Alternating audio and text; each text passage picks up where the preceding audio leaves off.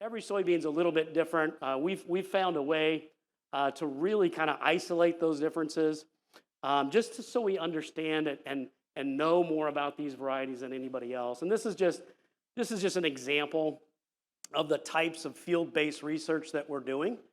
So we're actually actively looking for fields with variable slope, variable soil type, variable CEC, variable pH. We want as much variability as we possibly can. You can kind of see this in this picture, but this essentially is, if you walk towards this, if you were walking towards this, you would be walking uphill.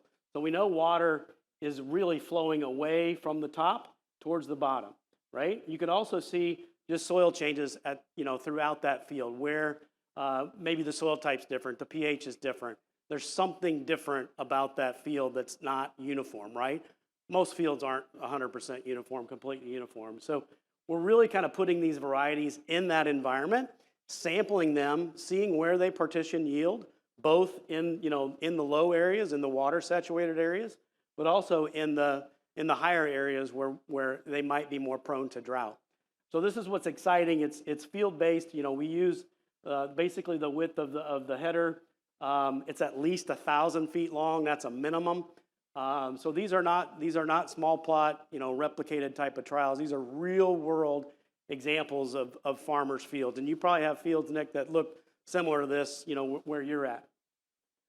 So what we've been able to develop from all of that research essentially is the ability to index a variety. We call it the Variety Profile Index, or VPI for short. And so what VPI describes essentially is just each variety's natural way they like to build yield.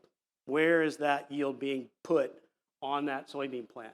And what that does is it guides our characteristic of that plant, but also gives us insights to how to manage that plant. And that's a key indication. And I don't get too caught up in the numbers, but the x-axis essentially is all the varieties that we've tested to date.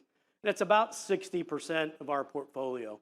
By the end of this crop year, 2024, we'll have 80% of the Xatavo portfolio indexed. So a lot of knowledge that we'll have about the portfolio moving forward. But as far as low, medium, and high, these are just buckets that we put these varieties in, and I'll explain those a little bit on the next slide. But what you'll see is diversity. They're not all the same. There's variable levels of indexing, and that means we have a lot of different plant types. So a low, medium, and high VPI.